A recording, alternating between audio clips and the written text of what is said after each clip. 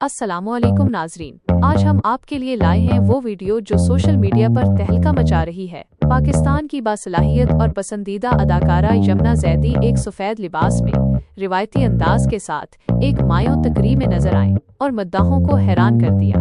उनके लिबास और माहौल को देखकर सबके जहन में ये सवाल आया, क्या ये वाकई यमुना जैदी की मायूं की तकरीब है या वो किसी ड्रामे या कमर्शियल शूट के लिए ये मंजर पेश कर रही हैं? हकीकत ये है कि ये वीडियो या तो किसी ड्रामे या कमर्शियल शूट का हिस्सा है या फिर किसी करीबी अजीज या दोस्त की मायों की तकरीब है जिसमें यमुना जैदी ने खूबसूरती से शिरकत की। मद्दाहों ने तबसरे किए कि वो दुल्हन जैसी लग रही हैं। किसी ने लिखा, सादगी में जो हुस्न है वो कमाल है। कुछ ने कहा, ये तो शादी की तैयारी लग रही है।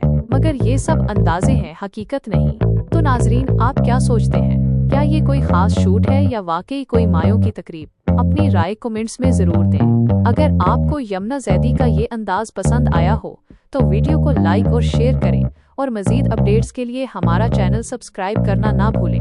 मिलते हैं अगली वीडियो में, तब तक के लिए अल्लाह हाफिज।